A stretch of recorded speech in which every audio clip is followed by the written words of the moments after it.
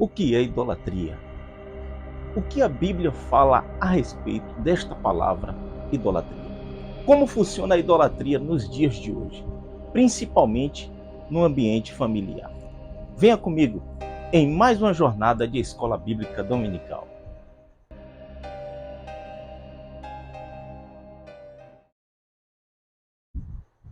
Olá, a paz do Senhor Jesus Cristo, nossa esperança, seja muito bem-vindo aí ao nosso canal.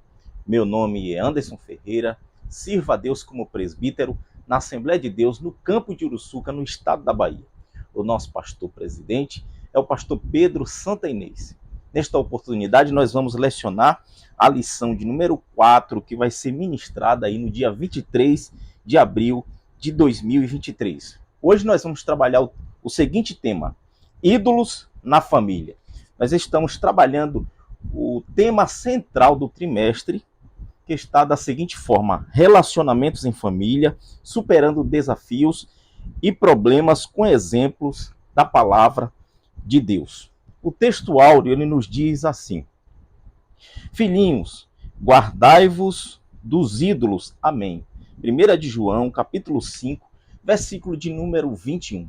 A verdade prática de hoje nos traz aí a seguinte proposta: a adoração a ídolos implica priorizar tudo aquilo que se coloca no lugar de Deus.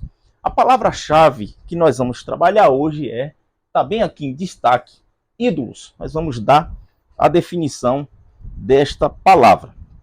A leitura bíblica em classe está no livro do Gênesis, capítulo 31, do versículo 17 ao versículo de número 19, e o versículo de número 33 ao versículo de número 35. Depois nós vamos ler o livro dos Juízes, capítulo 17, versículo 1, versículo 3, até o versículo de número 5. Antes de nós fazermos a leitura da palavra de Deus, eu quero fazer um pedido especial para você que ainda não se inscreveu em nosso canal. Se inscreva aqui na parte de baixo, não esquecendo também de deixar o seu like e compartilhando com o máximo de pessoas o trabalho que a gente tem feito aqui para o reino de Deus. Eu quero de antemão pedir a você que está assistindo essa aula, deixe o seu comentário aqui embaixo, a cidade, o estado onde você está assistindo essa aula. Deus abençoe a sua vida em nome de Jesus. Vamos para a aula. Vamos fazer a leitura da palavra de Deus. Está escrito: então se levantou Jacó, pondo seus filhos e as suas mulheres sobre os camelos, e levou todo o seu gado e toda a sua fazenda que havia adquirido, o gado que possuía, que alcançara em Padã Arã, para ir a Isaque, seu pai, à terra de Canaã. 19. E havendo Labão ido a tosquiar as suas ovelhas, furtou Raquel os ídolos que seu pai tinha. Então entrou Labão na tenda de Jacó, e na tenda de Leia, e na tenda de ambas as servas, e não os achou. E saindo da tenda de Leia, entrou na tenda de Raquel, mas tinha tomado Raquel os ídolos e os tinha posto na albarda de um camelo. E assentara-se sobre eles, e apalpou Labão toda a tenda e não os achou. 35. E ela disse a seu pai: não se acenda a ira nos olhos de meu senhor, que não possa levantar-me diante da tua face, porquanto tem os costumes das mulheres. E ele procurou, mas não achou os ídolos. Juízes 17, versículo 1. E havia um homem da montanha de Efraim, cujo nome era Mica. Versículo 3. Assim restituiu as 1.100 moedas de prata à sua mãe. Porém sua mãe disse: inteiramente tenho dedicado este dinheiro da minha mão ao Senhor para meu filho, para fazer uma imagem de escultura e de fundição, de sorte que agora tu tornarei a dar. Porém ele restituiu aquele dinheiro à sua mãe, e a sua mãe tomou 200 moedas de prata e os deu ao ourives, o qual fez delas uma imagem de escultura e de fundição, e esteve em casa de Mica. E tinha este homem, Mica, uma casa de deuses, e fez um éfode e terafins, e consagrou a um de seus filhos para que lhe fosse por sacerdote.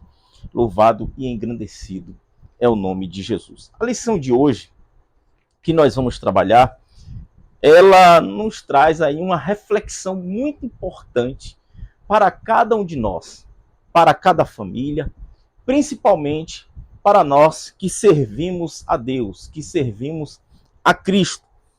E eu escrevi algo aqui a respeito desta temática de hoje, sobre esta palavra idolatria. Eu coloquei da seguinte maneira: a lição de hoje nos serve de alerta, pois o tempo e os costumes podem até mudar. Os tempos e os costumes podem até mudar com uma roupagem diferente. Estou falando aqui dentro do contexto de idolatria.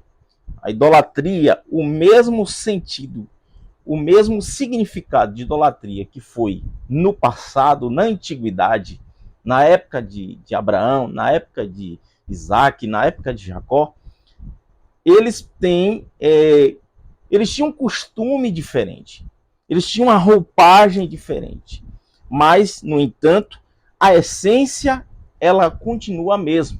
Quando eu estou falando de essência aqui, eu estou falando no aspecto de fraqueza, de concupiscência.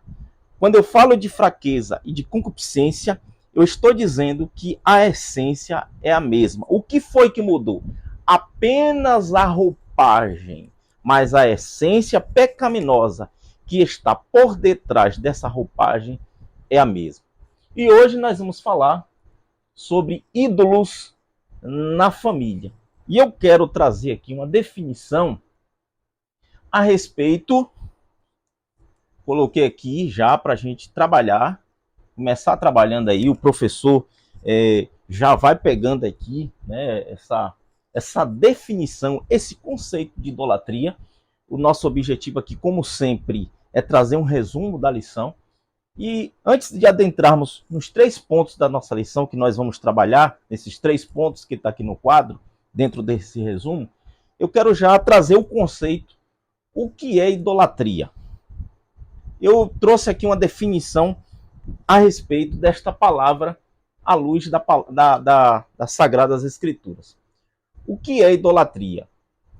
Eu trouxe aqui a palavra no grego, aqui está no grego, você está vendo essa escrita no grego. Aí eu trouxe aqui uma definição. Essa palavra, ela vem do grego, que está aqui no quadro, eidolon.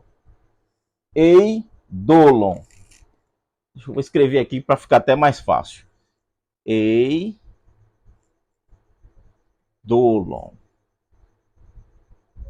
Essa palavra no grego, eidolon, que é idolatria. Qual é o conceito? Qual é a definição desta palavra? Esse termo, ele se refere à adoração ou veneração a ídolos ou a imagens quando usado em um sentido primário. Então, no seu sentido primário, estou usando aqui um conceito de Champlin. Esse conceito que eu peguei aqui foi de Champlin. Quando essa palavra idolatria, tanto no Antigo Testamento como no Novo, quanto no hebraico como no grego, estou usando no grego, ela tem o mesmo aspecto, o mesmo significado. Esse termo se refere à adoração ou veneração a ídolos ou a imagens quando usado em seu sentido primário. Esse é o sentido da palavra em seu sentido primário. Porém, nós queremos dar uma definição no sentido mais lato. E no sentido mais lato, a palavra ídolos, ou melhor, idolatria, ela indica veneração ou adoração. Aí vem o que completa essa veneração e adoração. A quê? A qualquer objeto, pessoa, instituição e ambição. Então observe que ela já começa a ganhar aqui uma amplitude no seu significado dentro desse sentido mais lato, um sentido mais abrangente a respeito dessa palavra idolatria. Ou melhor, trazendo uma definição mais clara, que tome o lugar de Deus ou que lhe diminua a honra que lhe devemos. Então, idolatria é tudo aquilo que toma o lugar de Deus, ou melhor, que diminui a honra que lhe devemos, que devemos dar a Deus, que diminui essa honra. Nós começamos a ter um entendimento de a idolatria quando a honra que devemos dar a Deus, ela diminui e nós começamos a valorizar, a honrar determinados tipos de pessoas, de coisas ou de objetos. Então, idolatria é tudo aquilo que toma o lugar de Deus. Estou trazendo uma definição técnica dentro do conceito de Champlin. E o apóstolo Paulo, ele nos traz aqui, ele nos ensina que a cobiça é uma idolatria. Olha que interessante essa aplicação do apóstolo Paulo, que está registrado em Colossenses capítulo 3, versículo de número 5. Eu estou aqui com um resumo a respeito da introdução da nossa lição, esse resumo aqui. Se você se interessar por esse resumo, é só você entrar em contato comigo aqui na parte de baixo. Eu vou deixar o contato aqui do WhatsApp, você vai entrar e eu vou estar enviando para você via Word ou PDF, da melhor forma que for possível, assim, para você ter esse resumo em suas mãos, com todas as definições daquilo que nós vamos abordar hoje aqui. Nesse sentido mais amplo, com bastante frequência, se não mesmo continuamente, são idólatras. Está falando aqui o quê? A respeito do homem. O homem, ele já tem uma inclinação para a idolatria. Por que ele tem essa inclinação? Porque o homem, ele é constituído de espírito, alma e corpo. E cada uma dessas partes tem as suas faculdades. O corpo tem as suas faculdades, a alma tem as suas faculdades, o espírito humano tem as suas faculdades, e as faculdades do espírito humano é fé, esperança e amor. E é justamente nessa parte mais elevada da tricotomia que o homem, ele que foi feita para ter comunhão com Deus, e a partir do momento que foi corrompido pelo pecado, o homem, ele teve essa inclinação, essa tendência para a idolatria. Então é nesse sentido, eu acabei de falar, mais amplo, com bastante frequência, se não mesmo continuamente, que o homem, ele se constitui um idólatra. Mesmo às vezes sem perceber, o homem de repente está trilhando pelo caminho da idolatria. E o apóstolo Paulo, como eu falei, nos ensina, eu quero ler o versículo apenas aqui para interagir com vocês. Colossenses capítulo 3, versículo de número 5, o apóstolo Paulo fala da seguinte forma, a respeito da cobiça, ela é uma idolatria. Ele fala assim: fazei, pois, morrer a vossa natureza terrena, prostituição, impureza, paixão lascívia, desejo maligno e avareza, que é a idolatria. Então hoje nós vamos trabalhar muito forte dentro dessa temática, no ambiente familiar, como funciona nos dias de hoje a idolatria no ambiente familiar. Isso posto qualquer desejo ardente, quando Paulo está falando nesse aspecto, isso posto qualquer desejo ardente em que o homem desenvolva e que faça sombra ao amor de Deus, tudo isso envolve alguma idolatria. A partir do momento que o homem, dentro do coração dele, começa a desenvolver aquilo que a Bíblia chama de um desejo chamado de concupiscência, desejo que vai dominar o coração do homem. A partir desse momento que esse desejo ardente começa a dominar e começa a fazer sombra ao amor de Deus, a partir desse momento, esta pessoa está envolvida em algum tipo de idolatria. Nós demos a definição do que é idolatria. Mas como é que a Bíblia descreve a idolatria? Como é que a Bíblia descreve? Tanto no Antigo Testamento como no Novo Testamento.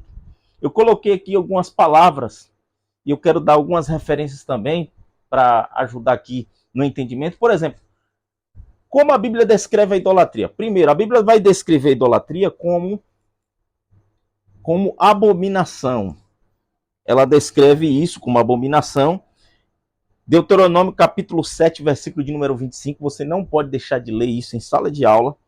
Ele define também, a Bíblia define também a idolatria como uma coisa odiosa, né? A Bíblia define, que é a palavra de Deus, como uma coisa odiosa para Deus. Deuteronômio capítulo 16, versículo 22. A Bíblia também vai definir a idolatria como vã e tola. Salmo de número 115, versículo 4, versículo de número 8. Muito importante você ler este texto. E é destituída de proveito. Aqui, ó, é destituída de proveito.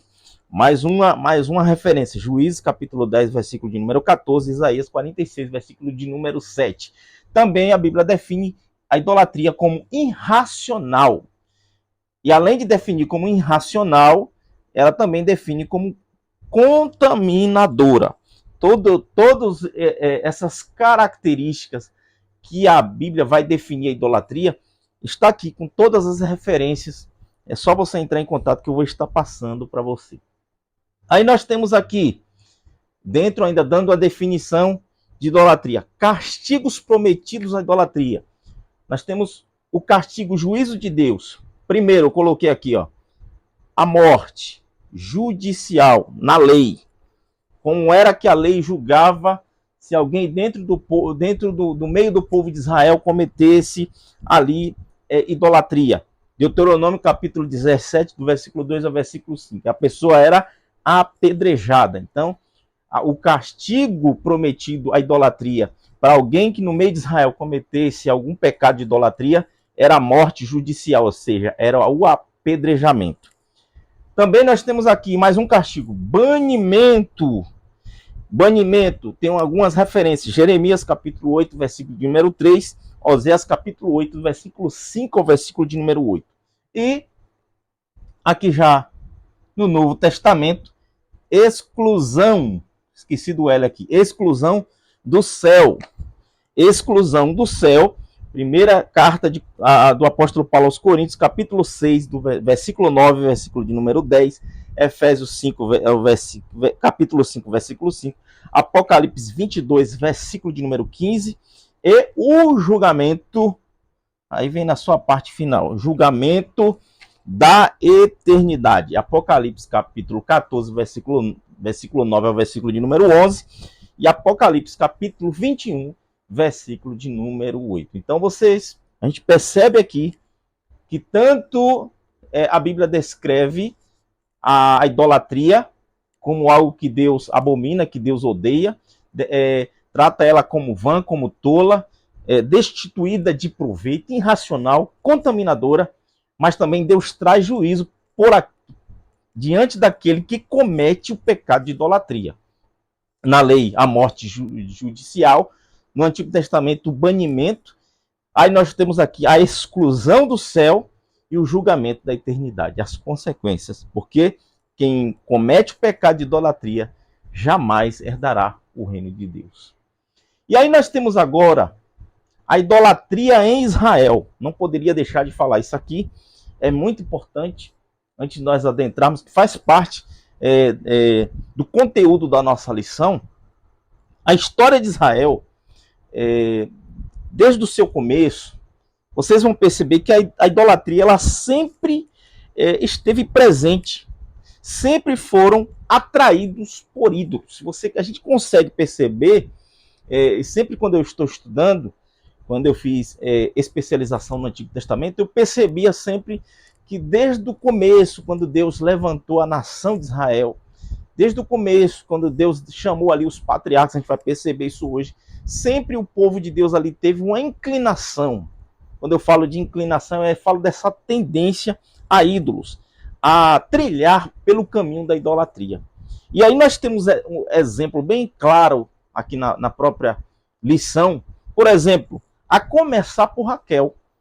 Raquel tomou terafins, deuses domésticos representados por figuras de barro. A gente vai estudar hoje. Começa aí por Raquel. Aí nós temos um segundo exemplo. Os israelitas, lá dentro do Egito, quando estavam escravizados no Egito, adoravam a ídolos, mesmo quando foram tirados do Egito. Deus tirou do Egito, eles ainda continuaram adorando a ídolos. Aí nós temos aqui todas as referências de cada caminhada aqui, ou melhor dizendo, de cada peregrinação, nós temos todos os versículos de cada referência bíblica. Aí nós temos aqui, no Sinai, na peregrinação no deserto, imediatamente antes da entrada da terra prometida. Aí nós temos aqui mais outros exemplos. Por exemplo, Salomão, através da influência das suas esposas estrangeiras, as esposas que ele fez aquelas aqueles contratos, aquelas concessões com aquelas esposas estrangeiras que introduziram dentro da nação de Israel também a idolatria. Interessante, quando a gente fala de idolatria aqui no Antigo Testamento, ela envolvia todas as camadas da sociedade. Ela envolvia todos os tipos de idolatria. E quando a gente fala de todos os tipos, não era só adoração a ídolos, mas era orgias, sacrifícios, entre outras coisas abomináveis, que Deus abominava, abominação, coisas que Deus odiava. O povo praticava, o povo se inclinava. Por exemplo, tinha tipos de idolatria dentro do Israel que era feito através de orgias sexuais, de práticas sexuais.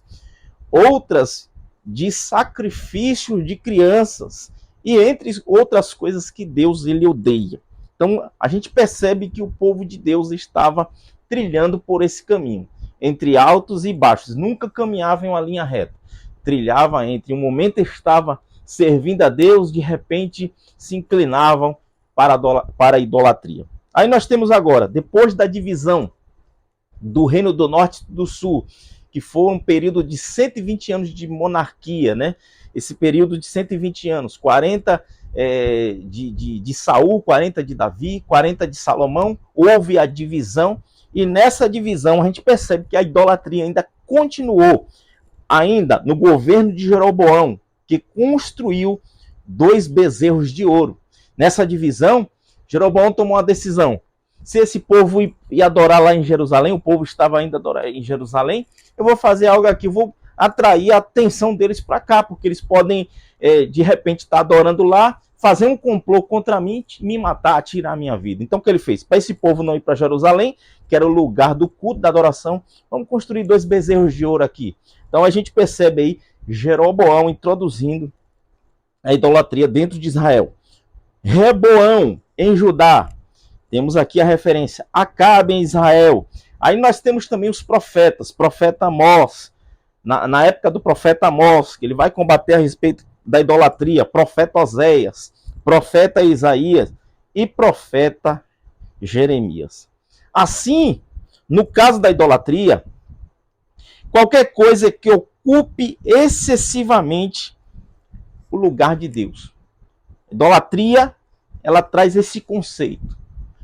Dentro da perspectiva histórica de Israel, vocês percebem que a idolatria, quando ela era introduzida na nação de Israel, por certo tempo, por algum momento, a gente consegue perceber que ocupava ali a honra devida, a glória devida que era para ser dada a Deus. Havia um abandono da glória que era para ser dada a Deus e começava a se inclinar pela idolatria, pelo caminho, trilhar pelo caminho da idolatria. E a gente percebe que na época de Juízes, durante o período de Juízes em que Deus não tinha ainda o sistema de monarquia, era o sistema de teocracia, Deus permitiu que aquele povo ficasse. Durante todos os castigos, na época de Juízes, que Deus castigou aquele povo por 93 anos. Ou seja, Deus trazia juízo diante da rebeldia, diante da rebelião. Deus conduzia desta maneira e desta forma. Pois bem, nós vamos entrar aqui no primeiro ponto da nossa lição. Vamos trazer um resumo rapidamente do primeiro ponto da nossa lição, onde vai falar o contexto pelo qual Raquel furtou os ídolos. Então, o pastor Elienay Cabral vai usar 2 exemplos na revista. Vai usar o exemplo de Raquel. A gente já conhece um pouco a respeito da história. Em algum momento você já teve algum contato com essa história. Raquel furtou os ídolos do seu pai. Coloquei aqui bem, o espaço é pouco. E no subtópico de número 1 vai falar a fuga de Jacó e sua família para a terra prometida. O tempo de Jacó ali em Padã Arã já tinha chegado o seu tempo. Como tudo tem um tempo, começo, meio, fim. E Deus começou ali a estreitar um pouco ali a situação de Jacó. Jacó prosperou, Jacó cresceu, o seu rebanho se tornou um homem rico, se tornou um homem poderoso, porque A partir do momento ali que ele faz uma aliança com Deus, lá em Betel, a bênção de Deus ali foi abundante sobre ele durante o período de 20 anos, né, que ele serviu a seu sogro Labão. Só que chegou o momento dele se retirar, e a gente percebe isso quando a gente está lendo o texto. A gente percebe ali que era o próprio Deus conduzindo toda a história, conduzindo ali a trajetória do patriarca Jacó. E aí nós temos o subtópico número 1, a fuga de Jacó e sua família para a terra prometida. Tinha chegado o momento dele retornar para a casa do seu pai. E é justamente nesse retorno que Raquel vai subtrair as estátuas, né, os ídolos da casa do seu pai. E a gente já consegue aqui perceber algo já muito importante, algo muito interessante. E Jacó estava vivendo num ambiente familiar lá na casa do seu sogro, em que a prática da idolatria, que a gente deu uma definição aqui, era algo que era algo ancestral. E o entendimento que se tinha a respeito desses ídolos, a gente percebe até no próprio comentário do pastor Elienay Cabral. Ele diz assim, ó, no subtópico de número 1, vou fazendo só o resumo. Em função dos ressentimentos que existiam entre ele e o sogro, e não vendo a possibilidade de liberação para viver sua própria vida, Jacó resolveu fugir das terras de Labão sem falar nada a ninguém. Era o próprio Deus aí já conduzindo a história dele. E aí a gente percebe no subtópico de número 2 que quando Raquel vai subtrair, ela entendeu neste momento aqui que os ídolos na família ele funcionava de forma diferente do que a gente imagina. Eles funcionavam como um dispositivo de herança. E a gente vai entender isso quando a gente vai discorrer aqui o subtópico de número 2.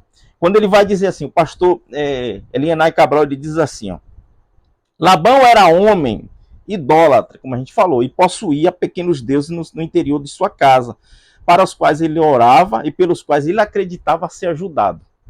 Então a gente percebe a idolatria lá no Antigo Testamento, a gente já tem uma ideia de como funcionava. Era, na verdade, terafins fabricados de madeira, pedra ou barro, cujas imagens eram veneradas, adoradas como amuletos para proteção familiar e pessoal. Além da proteção familiar, ele acreditava também na proteção pessoal. Aí vem a definição do que eu falei, quando ele funcionava como um dispositivo aqui de herança. Quem possuísse, quem os possuísse, os ídolos, quem como uma visão ancestral, como eu falei, quem possuísse esses ídolos também tinha o direito à herança, de manter ali a tradição idólatra daquela família. Quando Raquel percebeu, isso que é interessante, quando Raquel ela percebe que seu pai não lhe daria a herança alguma, ela furtou os ídolos dele, que está registrado aí em Gênesis 31, versículo de número 19. Ela aproveita essa oportunidade e vai subtrair os ídolos. E ele só vai perceber isso 3 dias depois. E ele vai passar 7 dias aí peregrinando até alcançar Jacó. O subtópico de número 3 vai falar sobre Raquel usa a mentira para esconder o ídolo. Mas antes de falar isso aqui, eu não posso deixar de dar uma definição sobre o que a revista vai falar aqui, terafins. Essa palavra que eu coloquei aqui no hebraico, ó, é essa palavra aqui, terafins. Ela está aqui transliterada, terafim. Essa palavra que está no hebraico. Eu quero dar a definição dela, retirada aqui, extraída da Bíblia, palavra-chave. Ela diz assim, ó, terafim. Qual é a definição de terafim? Ídolo familiar. Significa deuses familiares, objetos de culto, terafins. Então observe que a definição dele eram ídolos familiares, e esses ídolos familiares eram objetos de culto. e tinham duas finalidades, sempre. Proteção, pedir através da oração proteção para a família e proteção também pessoal. A posse desses ídolos, ou desse ídolo, estava ligada a direitos de herança. Isso está registrado aqui na Bíblia da CPAD, palavra-chave. Tem essa definição, é muito abrangente, o professor pode fazer essa pesquisa lá, é uma ferramenta extraordinária. A adoração ancestral, que a gente acabamos de falar, Gênesis 31, versículo 19, versículo 34, você pode pegar lá, beleza, e vai dar sua aula para a glória e louvor do nome do nosso Senhor Jesus. Outro exemplo também que eu não posso deixar de passar para você.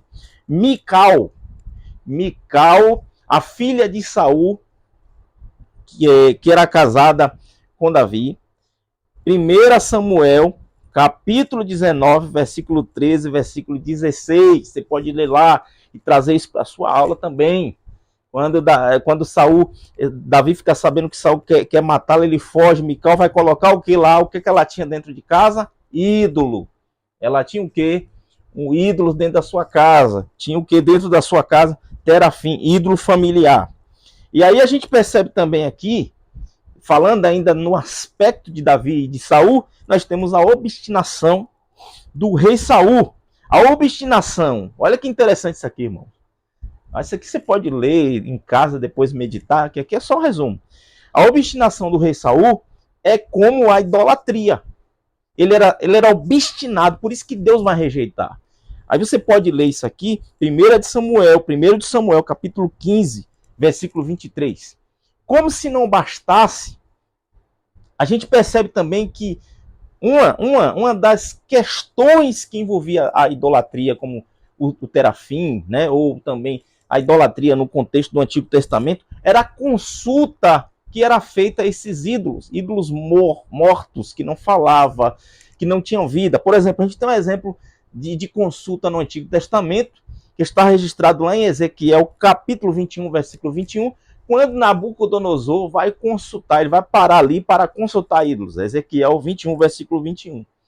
E nós temos também um exemplo muito claro na Bíblia a respeito do rei Josias, que vai extirpar todo tipo de idolatria. Ali vai elencar toda a extirpação, tudo aquilo que ele tirou, né, aquilo que contaminava, que está registrado em 2 de Reis, capítulo 23 e 24. Tudo isso aqui vai ajudar na sua aula, vai enriquecer o conteúdo do professor. Vamos seguir aqui. Subtópico de número 3. Raquel usa a mentira para esconder o ídolo. Então, o que é que Raquel vai fazer? Ele alcança, ele vem com a intenção de combate, né? Vamos dizer assim, de matar, de combater contra Jacó. E Deus ali, há uma ação da parte de Deus que vai falar com Labão para que não fizesse nada a respeito de Jacó. E ele começa a procurar os ídolos. Ele vai começar, veja que consequência isso trouxe, meus irmãos. Veja que consequência, porque ele começa a procurar na tenda de Lia, na tenda de Raquel, das servas, na tenda de Jacó e não acha nada. Porque Raquel sentou ali, escondeu por debaixo dela e alegou ali que estava menstruada, né? Costume das mulheres, ou seja, menstruada. Ela estava menstruada por conta disso.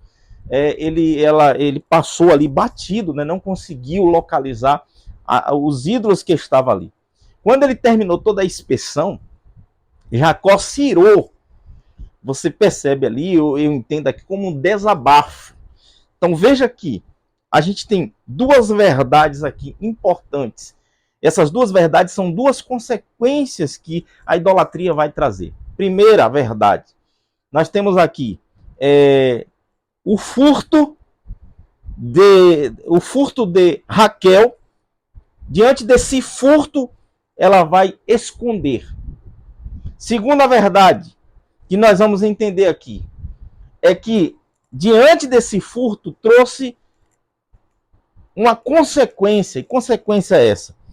Ela trouxe uma discórdia, uma confusão. Porque quando ele faz toda a inspeção na casa de Jacó, e só você ler o texto lá com seus alunos vai ser muito bom vocês discorrer, vocês vão perceber que essa segunda verdade que vai ser revelada na palavra de Deus, a idolatria traz a consequência da discórdia, da briga, da divisão, porque naquele momento Jacó vai se irar e vai desabafar com Labão. Então nós temos duas verdades. Primeira, Raquel vai usar de uma postura de esconder os ídolos, mentir, e segundo, que diante dessa mentira vai revelar uma discórdia, uma confusão, por consequência dessa mentira através da idolatria. Louvado seja o nome de Jesus. Mas uma coisa nós devemos ter aqui em mente, dentro desse primeiro ponto da lição, que Deus, em todo tempo, estava cuidando de Jacó. Deus, em todo tempo, estava cuidando da casa de Jacó.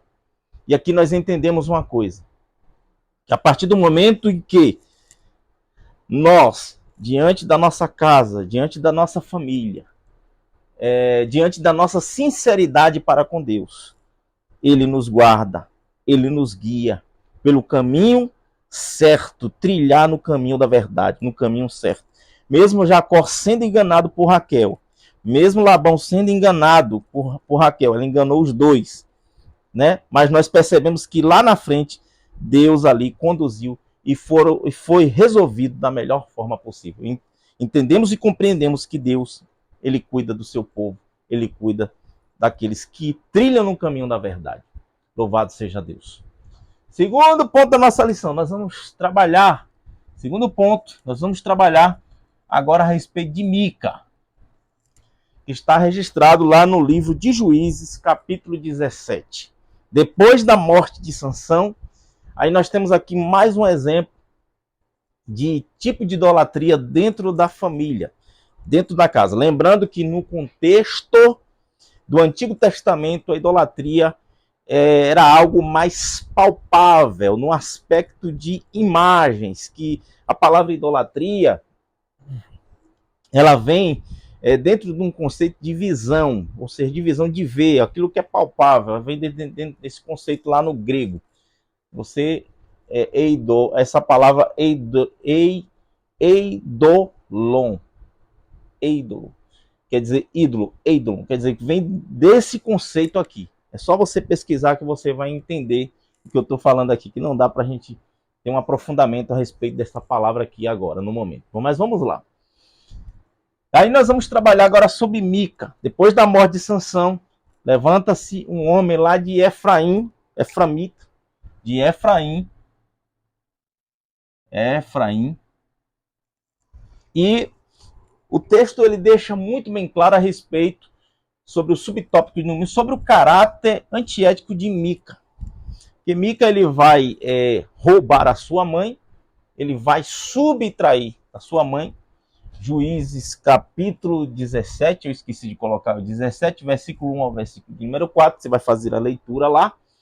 E era um homem de um caráter, de um péssimo caráter. Por quê? E além dele roubar sua mãe, ele vai mentir, vai enganar a sua mãe por um certo tempo. Agora, o que me chama a atenção aqui sobre Mica, a gente vai falar sobre essa abominação já de Mica, aí no capítulo 17, versículo 5, é que Mica não se arrependeu. A gente, quando está lendo aqui, a gente percebe que não há um arrependimento. É que Mica, pelo fato deles ter uma inclinação, preste bem atenção nisso aqui, isso é muito interessante. Mica, pelo fato de ter uma inclinação para idolatria, pelo fato dele ter uma inclinação para a idolatria, a gente entende aqui que Mica é uma pessoa supersticiosa. E pelo fato dele ser uma pessoa supersticiosa, a mãe dele, quando percebe que alguém tinha furtado, roubado ela, começa a amaldiçoar o ladrão. E ele subentende que ele falou, não posso ficar debaixo dessa maldição, vou confessar.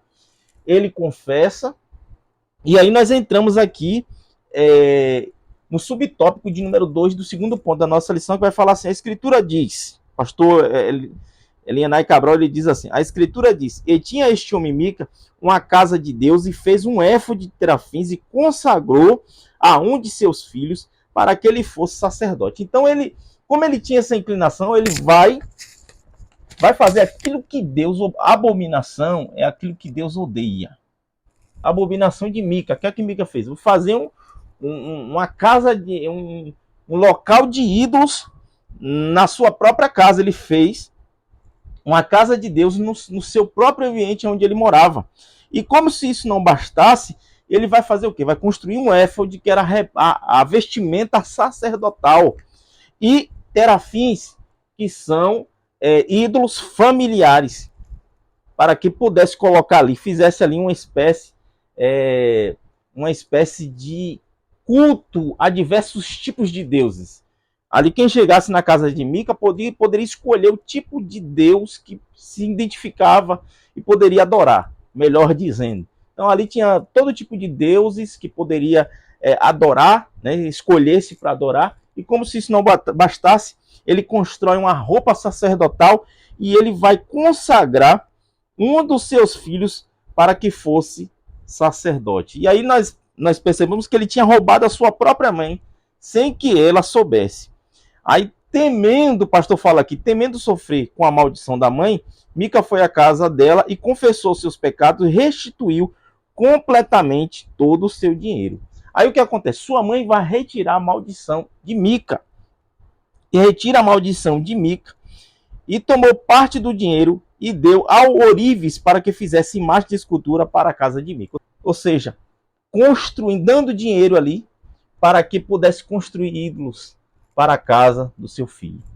Então aí nós percebemos aqui que Mica, ele também, assim como era uma cultura, na cultura lá da Mesopotâmia, Mica também, ele adquiriu esse tipo de comportamento. Ou seja, que comportamento é esse?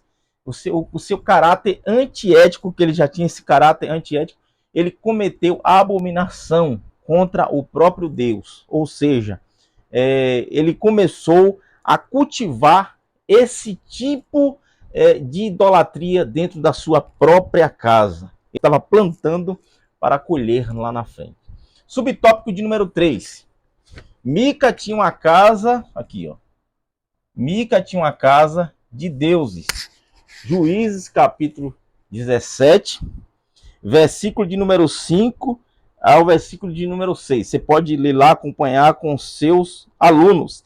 E o pastor Elienay Cabral, ele diz assim: por conta própria, e depois de ter seus terafins em casa, Mica resolveu também mandar fazer um éfode, como eu falei, que era utilizado somente pelo sumo sacerdote israelita, e ao entregar seu filho, separando para ser sacerdote na sua casa. Aí, como se isso não bastasse, vai aparecer um levita. Vai aparecer um levita da tribo de Levi, e esse levita, ele peregrinava pelas regiões ali, e sempre era uma pessoa oportunista. Então a gente já observe no texto, quando você está lendo o texto, você vai perceber que tudo que era conveniente para ele, tudo aquilo que era agradável, tudo aquilo que era confortável, ele abraçava a causa. Não importava a essência, não importava os valores, não importava o caráter, nada disso importava para ele, porque ele está sempre à procura de conveniência, ele estava à procura sempre de conforto. E olha só o que o pastor Elienay Cabral diz: todos quando chegassem à sua casa encontrariam o Deus que desejassem invocar. Infelizmente, um homem da tribo de Efraim, que deveria honrar o Deus de seu povo que libertou do Egito, agora se encontra comprometido com ídolos de uma religião pagã. E agora ele vai colocar dentro da sua casa alguém, né, um levita, agora corrompido, com a mesma imundície, com a mesma sujeira que Mica está envolvido. Ou seja, a casa de Mica se tornou uma casa de abominação. A casa de Mica se tornou algo que Deus odiava. A casa de Mica se tornou um trono de Satanás. Porque por detrás dos ídolos, por detrás de toda esta adoração, está o inimigo, está Satanás, o inimigo das nossas almas. E a gente percebe, quando você está lendo a Bíblia claramente, isso é muito claro, muito evidente, que você vai ler depois Juízes capítulo 18, que eu vou falar aqui agora, acho que é o versículo 30 e o versículo de número 31. Eu vou só ler aqui para que você entenda a consequência que esta introdução de ídolos na casa de Mica ela trouxe. Ela teve uma consequência negativa lá na frente. Quando você vai ler o capítulo 18, que vai falar a respeito de Dan ainda não tinha conquistado a sua herança, os danitas, mas eu não quero muito entrar no mérito, apenas trazer aqui uma visão a respeito das consequências no aspecto da idolatria. Está no capítulo 18, eu coloquei ali Juízes 18, 30 e 31. Eu quero só ler aqui com vocês. Quando a gente está falando do capítulo 18 de Juízes, a respeito de Dan, quando Dan ainda não tinha conquistado a sua terra e ele estava em busca da sua terra, os danitas buscavam para si uma herança para que pudesse habitar, que é justamente a terra que eles vão tomar posse depois. E eles vão chegar até a casa de Mica, capítulo 18, versículo 30 ao versículo 31, e nessa conquista, eles vão levar da casa de Mica os ídolos e também o próprio levita. E você consegue perceber isso, as consequências, como eu falei, as consequências está registrado em Juízes 18, versículo 30 e 31, eu vou ler aqui. E os filhos de Dan levantaram para si aquela imagem de escultura de Jonatas, filho de Gesso, o filho de Manassés, e ele e seus filhos foram sacerdotes da tribo de Danitas até o dia de hoje do cativeiro da terra. Olha o 31. Assim, pois, estabeleceram para si imagem de escultura que fizera Mica por todos os dias em que a casa de Deus esteve em Silo, ou Siló. Ou seja, havia uma distância considerável entre Silo, onde estava a Arca de Deus, e a terra que Dan tinha conquistado. Uma distância. Então, pelo fato deles ter levado, possivelmente deles ter levado esses ídolos e também o levita levaram os ídolos da casa de Mica, e esses ídolos passaram por gerações e mais gerações.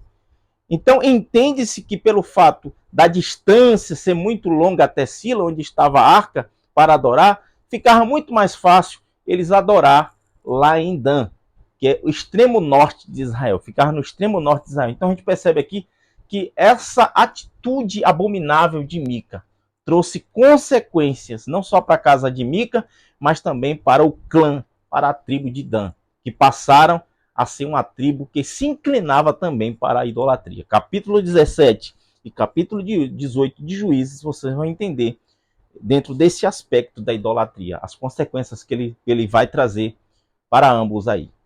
Terceiro e último ponto da nossa lição, para a gente finalizar aqui. A idolatria dentro dos lares. Subtópico de número 1, os ídolos domésticos dos tempos atuais. A gente às vezes tem só uma ideia que idolatria é só... A gente tem essa... Quando a gente fala em idolatria, vem logo projetado na nossa mente... Perdão. Projeta na nossa mente aqui uma imagem de escultura. Na verdade, a idolatria dentro da nossa casa, ela pode estar ligada a diversos tipos de coisas ou até mesmo objetos. Por exemplo, eu coloquei aqui, a idolatria no ambiente familiar, ela pode estar ligada a pessoas, a figura de um pai, a figura de uma mãe, a figura de um filho. Tem pais que vão idolatrar os seus filhos, tem filhos que vão idolatrar os seus pais, e assim por diante. Pode estar ligado a pessoas, pode estar ligado a objetos. Tem pessoas que idolatram carros, tem pessoas que vão idolatrar casas. Então observe aí que tudo isso, que quando esse anseio, né, que quando essa honra, ela ultrapassa Deus, ela toma o lugar de Deus, começa a tomar o lugar de Deus na nossa casa, isso se torna idolatria. Outras pessoas também, colocando aqui, circulando para que você entenda, lugares, cidades, né? Pessoas que lugares, regiões, cidades. Eu já vi pessoas também idolatrar dentro desse aspecto, cidades. Aí coloquei aqui dinheiro. O dinheiro se torna o seu Deus. O mais importante para ele é o dinheiro. Né? As pessoas não têm relevância. Né? Às vezes, vou para o culto. Não, eu preciso ganhar um dinheiro. Coloca o dinheiro acima de tudo. Algo como se fosse mamon, né? Que a Bíblia trata como mamon. Aí nós temos aqui pessoas também que idolatram o seu próprio emprego. Aí eu coloquei algo muito importante aqui, que a gente às vezes só foca em pessoas, objetos, lugares, dinheiro, emprego. Também idolatria está relacionada a coisas que ocupam excessivamente o nosso tempo. Então, a partir do momento que algo está excessivamente roubando tempo, que esse tempo às vezes você deveria estar tendo esse tempo para Deus, coisas que ocupam excessivamente, por exemplo, pessoas que ficam 2, 3, 4 horas no celular. Não fica sem o celular ali, vamos dizer, 1 hora sem o celular. Então, isso se torna um tipo de idolatria porque está ocupando excessivamente o nosso tempo. O apóstolo Paulo fala até nesse aspecto. Ou seja, culto ao corpo. Pessoas que cultuam a beleza, fisiculturismo, né? O corpo. Pessoas que se admiram a beleza, o ego. O próprio ego é exaltar. O próprio ego, uma exaltação é o próprio ego. Também se torna idolatria. Eu coloquei a beleza, como eu falei, também animais. Animais. Isso aqui tem crescido muito em nossos dias. Tem pessoas que tratam melhor os animais do que o próprio ser humano, do que as pessoas que estão ao seu redor. Então a gente percebe que tudo isso aqui são coisas que estão no nosso dia a dia, mas se a gente não se atentar, entender que Deus é o nosso Pai Celestial, que é Criador de todas as coisas, essas coisas começam um pouco a tomar o lugar de Deus, ou seja, o tempo, né? A gente tem que ficar sempre atento. A palavra de Deus diz, buscar as coisas que são de cima, e as demais coisas lhe serão acrescentadas. Identificando ídolos modernos dentro dos lares. Subtópico de número 3.